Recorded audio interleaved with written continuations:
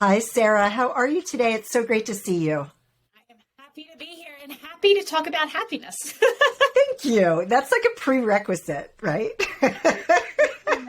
Yes.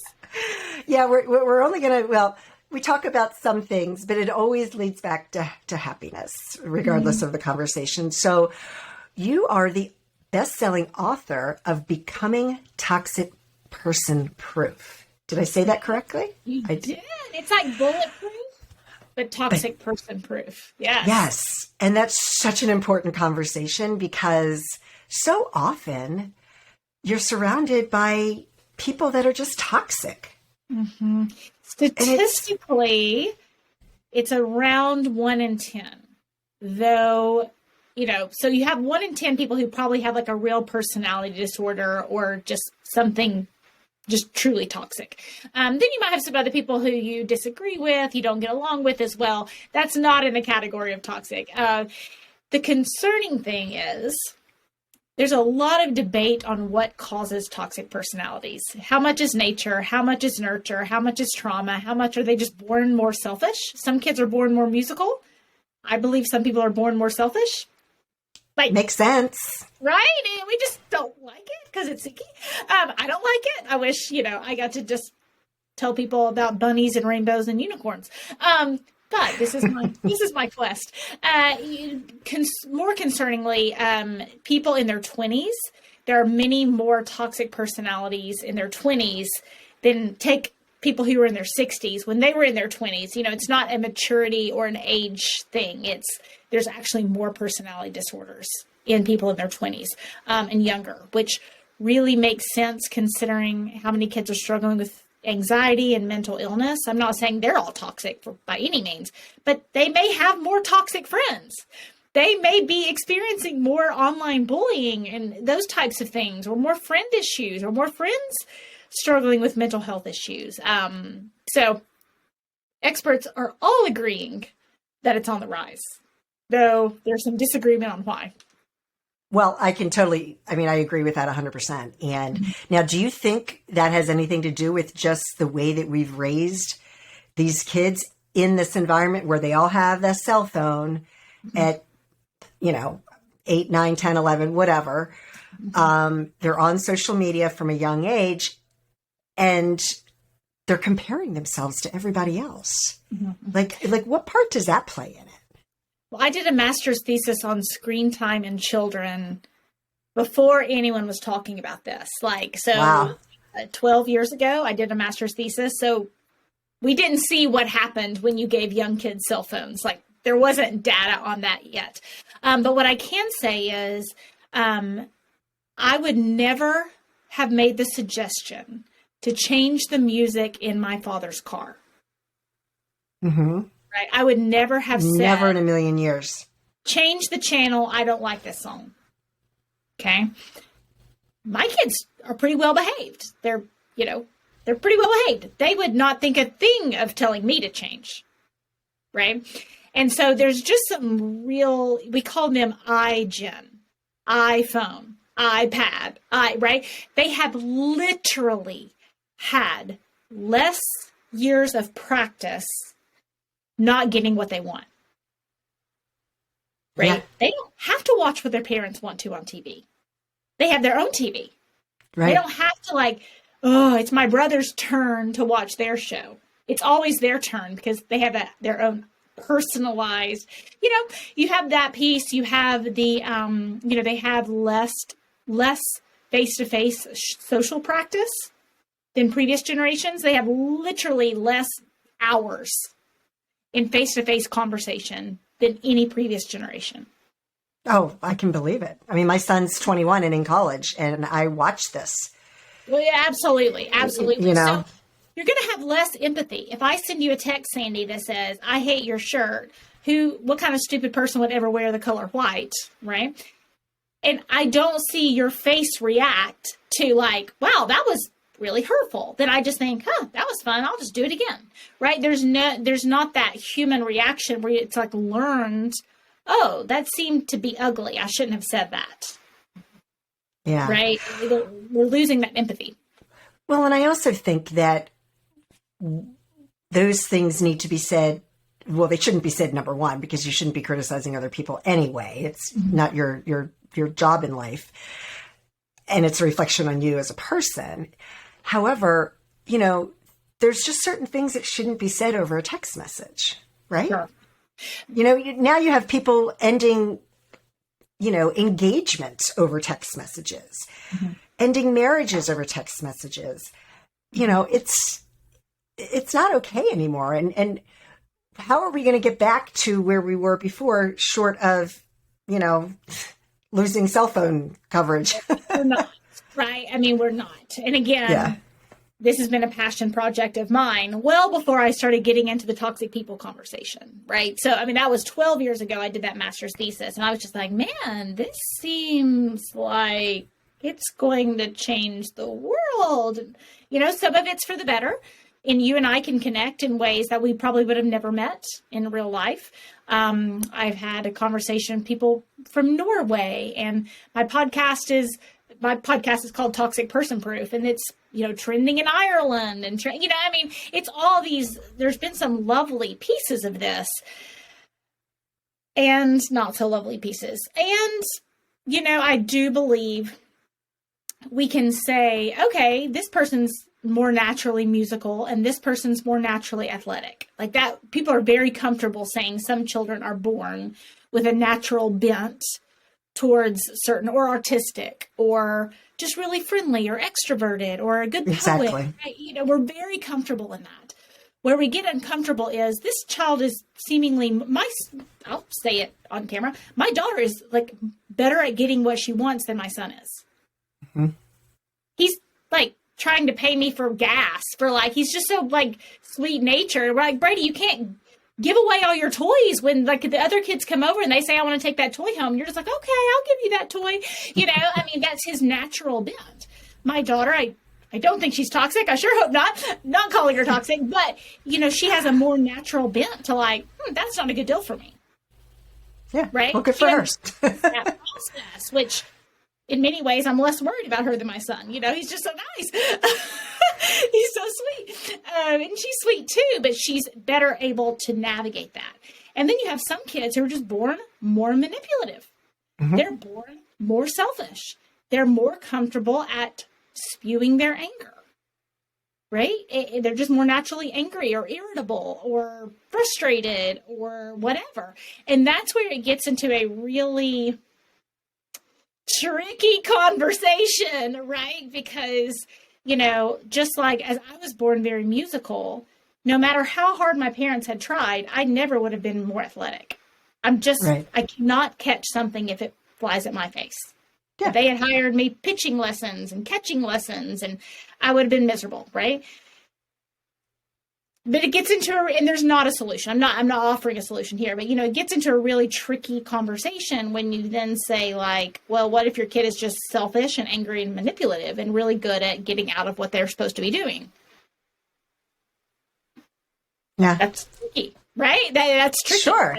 Their natural bent. So it's a tricky conversation. Everything about this is a complicated conversation, but I think it's a conversation that has been ignored for decades. And people are they're no longer willing to ignore it. Yeah. No, I hear you. Now, when it comes to nature versus nurture, when you were talking about your kids, I started thinking about my own son. And I remember reading a book when he was a baby, and it was give him choices. Right. Right? Worst advice I've ever been given for my particular son, maybe because he's got maybe in his DNA a little bit more from his father and his grandfather, who were both lawyers. Mm-hmm. That kind of negotiation, the kind of that, I think it's part that. But then I taught him how to negotiate. And by the time he was 3 years old, it was like everything was a negotiation. And I was like, oh my gosh, what have I done? Mm-hmm. He's probably, my guess, probably naturally bent that way anyway. I don't know how much of that was your fault, just like my daughter's very naturally competitive. I have to have her in healthy. Now, as a parent, I can find healthy ways for her to compete, so she doesn't have social friend issues or whatever. But man alive, if I didn't have her in these very competitive sports and ways for that to, just like your son, if he becomes a lawyer, that could be, my husband's good at negotiating. That's a very, great skill. Right. When it's put to good use, and a terrible skill when it's put to bad use.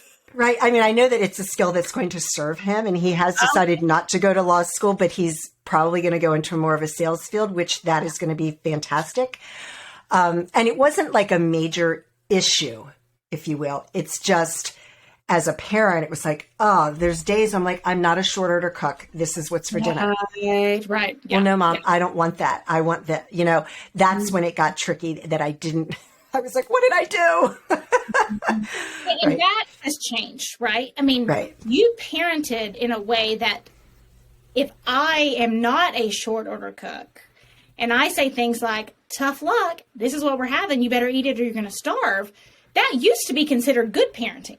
Now that's considered, I would be almost considered neglectful, right? You're not catering to and that's not your fault. I mean, society has changed. And we think about it, I do a lot of counseling and coaching coaching and dating and, ways to not get manipulated and all these kinds of things. And what we don't think is, okay, I have been this short order cook because that was what is expected of me in, one of the things is kids' sports, right? It is completely socially acceptable to run up your credit cards, not save for retirement, and to spend all your money on your kids' sports. That is socially acceptable at this time. Really? And if you never see your husband and never exercise and never take care of yourself because you're always at practice, you're just a martyr mother and you're being a good mom. Okay. Right? That's socially acceptable. I think. Maybe you've seen something different, right? Well, I've been out of that world for a long time, a good 5-6 years, because my son... Praise you. You are lucky. You're lucky. Yeah. No, I just have so many friends, and it's like, what? You missed your you didn't sit through ball practice for 3 hours? Like you went to the grocery store instead of being at ball practice? And it's like, that was very normal when we were being raised. Like my mom wasn't sitting there and watching me forever. And now it's considered like, but my child is the most important thing to me.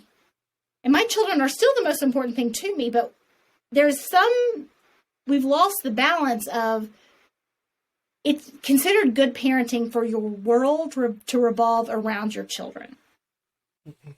I don't agree with that. And I know that that's what's the trend, right? Studies are showing it's detrimental to our children, right? Like their mental health, and they haven't even gotten into marriage, and I just think, okay, so when does your daughter expire? May I ask when your daughter expires?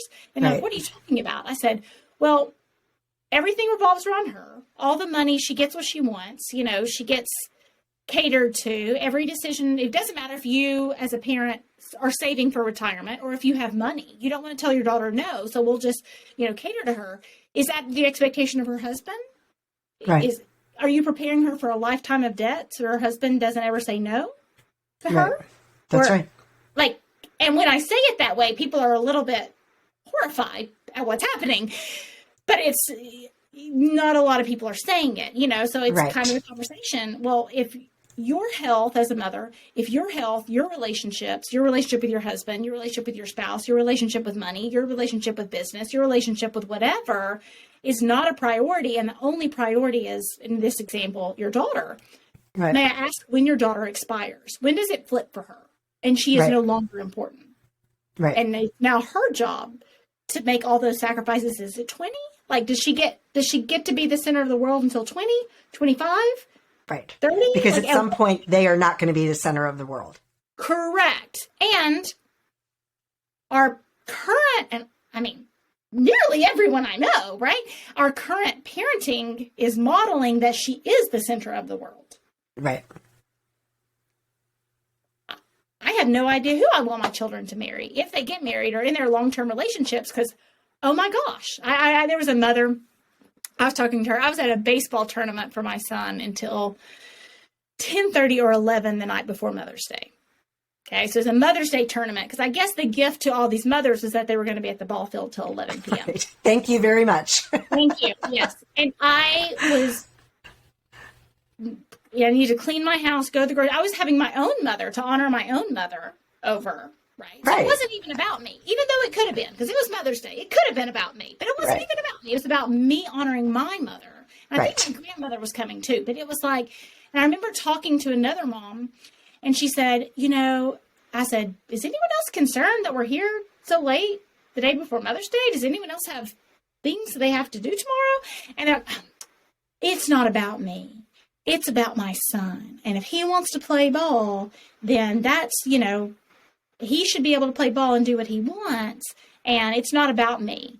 And I was like, well, please, if my daughter ever dates your son, if that's how your family operates and everything revolves around him, please never let him go on a date with my daughter. Right? So you see some of like, what is it? What comes first, the chicken or the egg? We're not even in the conversation on personality disorders. We're not even talking about the extreme helicopter parenting that those kids are about to come into adulthood. Like, your probably wasn't that bad as what's happening now. And it's sad because that mom is not a bad mom. She's trying to do right by her child. Of course. I think all mothers try to do right by their children. Not all. Terrible stories. But many are, right? Exactly. But like, I remember when my son, they had this big ceremony for when he graduated from middle school to high school. And I sat there and I went through all the things and I did everything that everybody, there may have been a sign in the front yard, whatever. But after it was all over, I looked at him and we were doing pictures with him and his best friend. And I go, just so you know, you two have not accomplished anything. For sure. You are supposed to go to high school. You are supposed to finish 8th grade and move to 9th grade. They're like, Mom. And I'm like, I need to bring you back down to earth because this is not a huge accomplishment. I mean, I believe in today's world, you're expected to graduate high school. Yes. Did I throw a high school graduation party? Absolutely. Is it a huge accomplishment? Not really. No. Graduate from college, get through college and graduate. Now that's a big accomplishment. And I've always kind of brought him down like that. Like, you did great today, but this is nothing. Because, and I was a little bit of an older mom. I mean, he was born right before I turned 35, which isn't old, but most of my friends that have kids the same age are 5-10 years younger than me. And that's just not how I was raised. And when you get into the real world, it's a huge slap in the face when you realize that nobody, and I rarely swear, nobody gives a shit about you. I rarely curse when I'm doing my podcast, but nobody gives a shit about you. Nobody cares. It's not about you. And at some point, our children have to have that awakening and they have to have that realization, because otherwise these parents are going to be taken care of. That's why you wonder why you have so many 30-year-olds sitting in their parents' basement, not working, playing video games. That's exactly why. Exactly. So when you think about how many people I know, most of my clients are in their 50s and 60s. Okay. A few in their 40s, but 50s, 60s. So like, we haven't, because what I hate when people say is, well, girls are better at standing up for themselves now. So we're not going to have as many toxic relationships. Like, we don't even have to like worry. Like, the conversation is over because now we're talking about boundaries and people pleasing. And so we don't have to worry. And I'm just like, what? What? Right. We are literally teaching people. And there's some, I have in my course, I have, is self-care selfish? There are pieces. There's some people who need to be more selfish. And there are some people who need to be less selfish. Right. Just like there are some people who need to learn to be more organized and some people who need to let some things go, right? Like, we are losing that balance. And so it is learning how to be toxic person proof is the key to happiness, to me, is the key to productivity.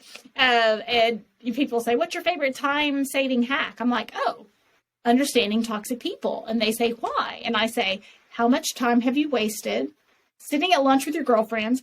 Why do you think she did that? Why do you think this person did that to me? Why do you think I acted that way? Why do you think he didn't call me back? Like, I mean, all these things, or hoping, let me just change my behavior in hopes of changing this person's behavior. Let me change, who I am to try to, it's just terribly unproductive. Terribly unproductive. So yeah, I don't think this topic is going to be going away anytime soon. No. So let's talk about your book. What prompted you to write this book, Becoming a Toxic Person Proof? Yes. So with Becoming Toxic Person Proof, I was the world's biggest people pleaser. I was actually a pastor's daughter of a very large church who my dad was with for 30 years, right? So all that community, all those people I was very, very close to.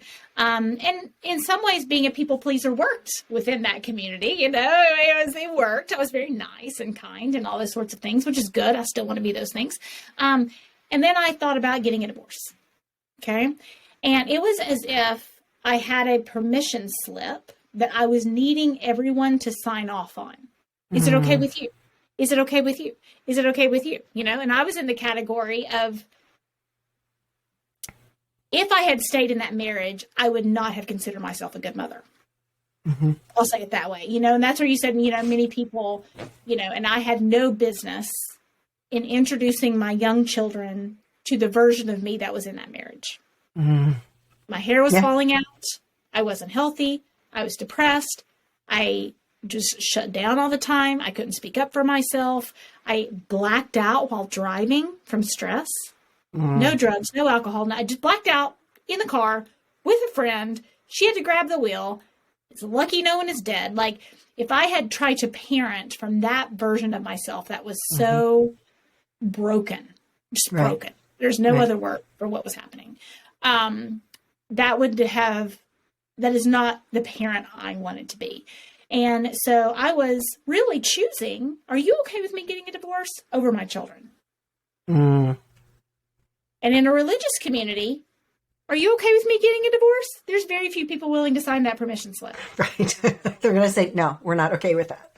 Right. And then they were guilting me. I actually had a religious counselor tell me that, we went to counseling, the first 15 minutes of counseling, and he said, do you consider yourself a Christian? I said, yes. And he said, well, the Bible says, don't let the sun go down on your anger. So here we are 15 minutes into the very first counseling session after 10 years of marriage. And if you're willing to let the sun go down on your anger tonight, then I really have to ask if you're really not a Christian. So we just need to start our counseling session with saying you're not a Christian it was horrific. Yeah, of course it is, to have somebody say that to you. Was so not trauma informed. They had no idea what they were talking about. I actually got them fired. One of the proud accomplishments of my life, so they could not do that to anyone else.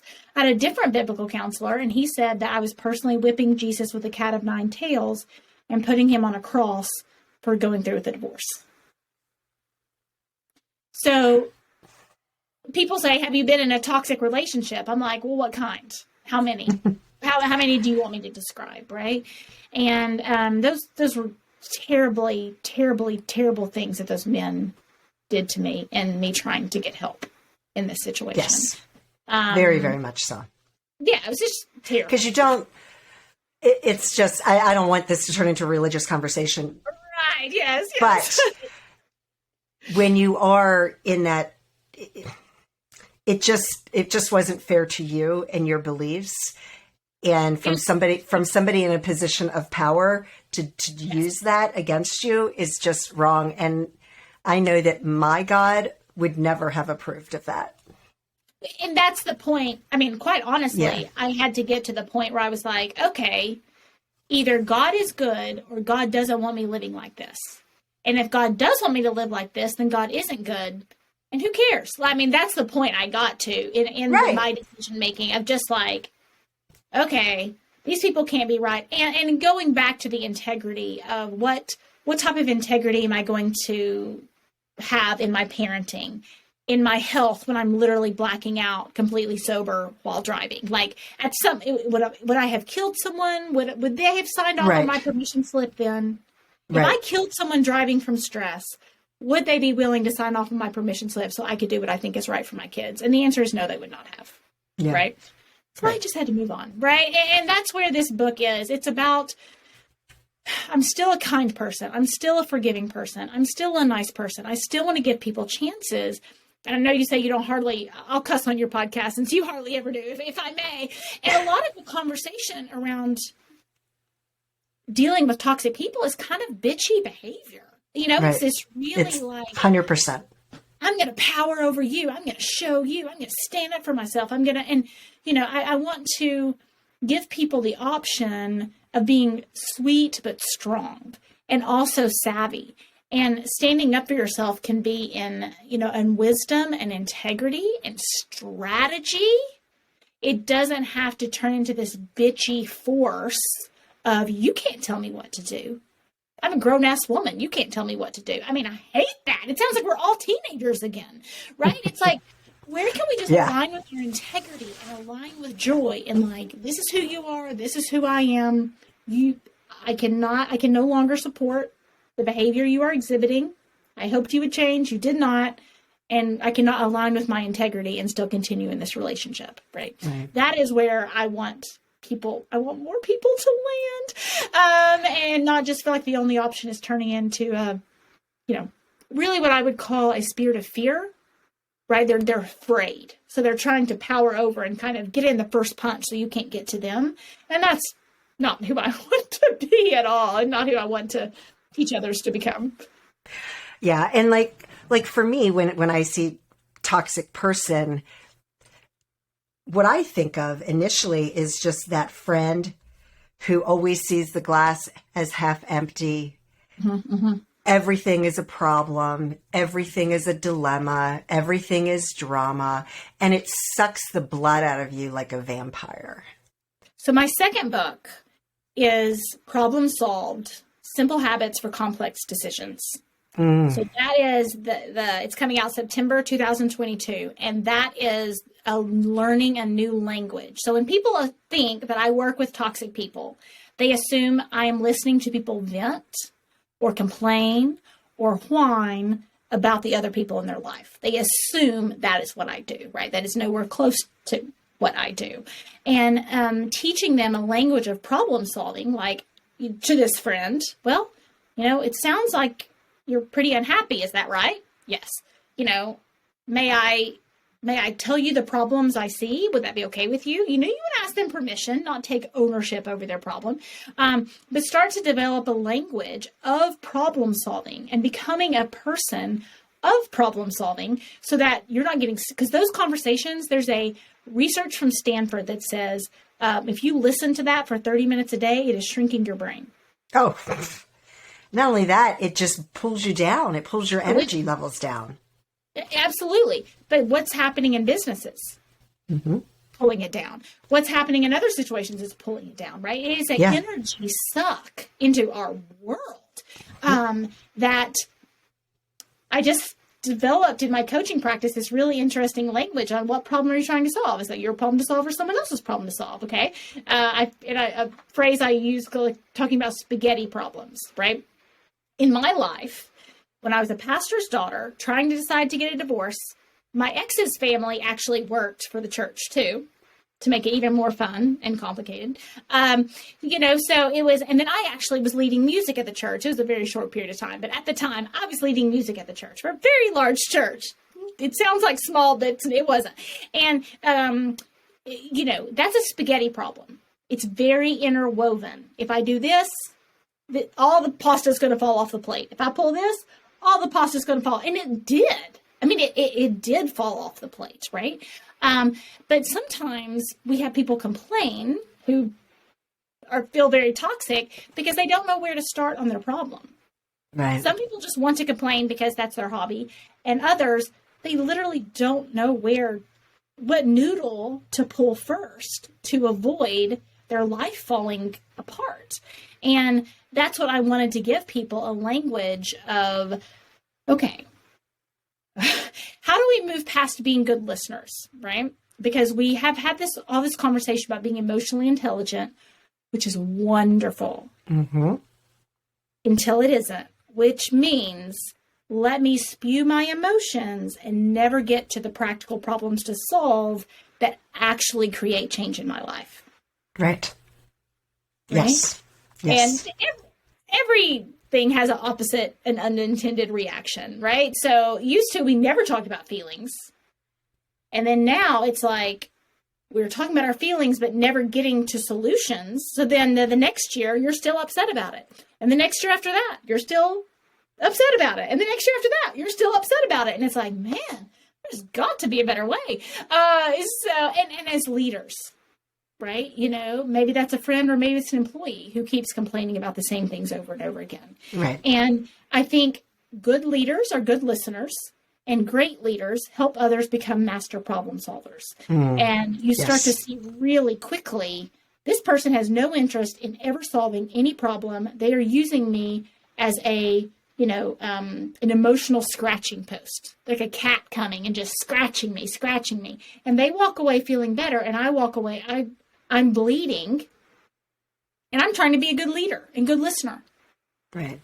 Now, do you think people like that are just so comfortable with that type of the way they show up in the world? They're just so comfortable with constantly complaining. And that's why they never look past problem solving, because that's too uncomfortable for them. They're so comfortable sitting in their ickiness all the time. And in order to really solve problems, you have to get comfortable being uncomfortable. And that's like an area where people don't want to go. It's too uncomfortable. Sure, I can talk about my feelings all day, but I don't want to do anything about it because that's just too uncomfortable. And it's a both and conversation, right? There are absolutely people. In toxic people, you have the victim and the hero. Okay. Right. So a toxic victim, I can't do anything. You need to help me. You need to make me, that's that. And then the hero is like, you're stupid. I'm smart. You should listen to me.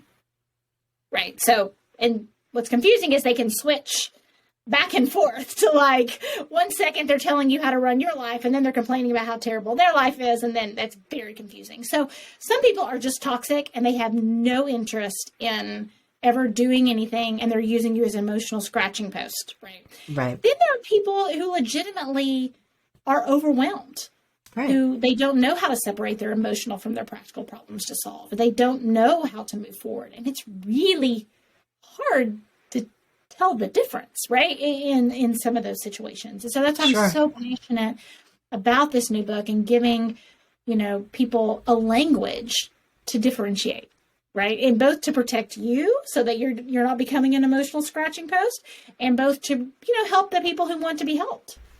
Right. Right.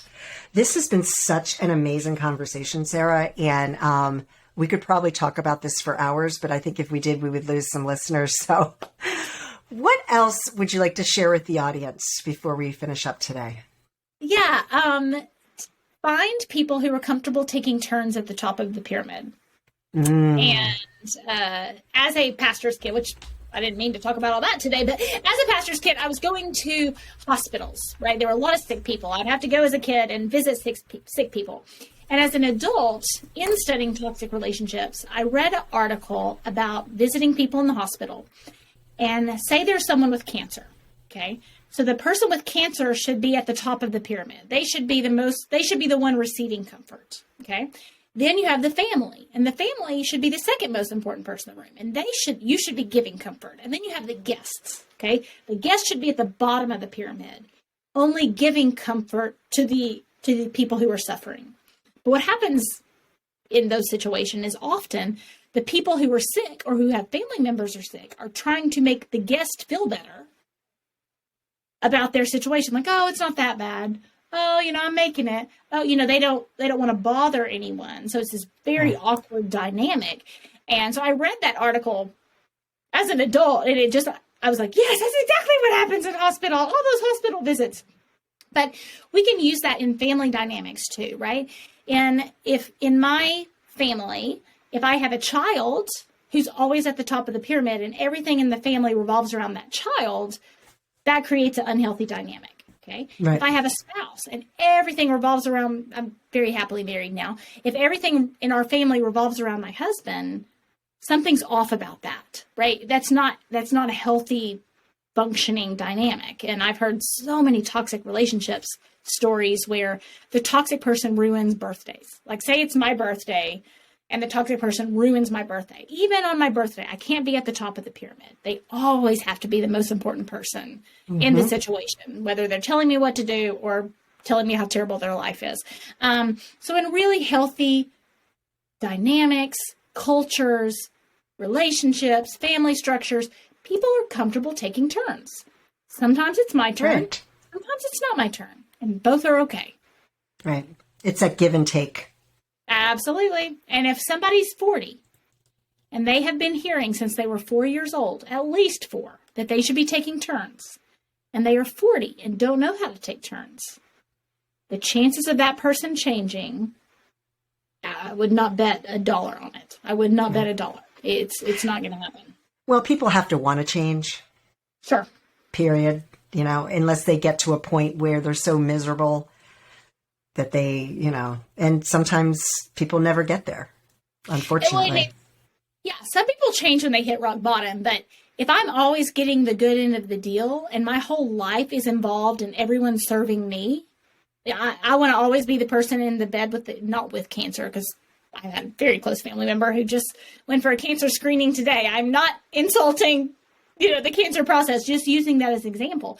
If they always want to be the most important, if they always want to be, the victim, if they always want to be the one getting away with things, those people just don't want to change. Like, right. There is not, the people who usually want to change are the people who finally get so sick of putting up with it.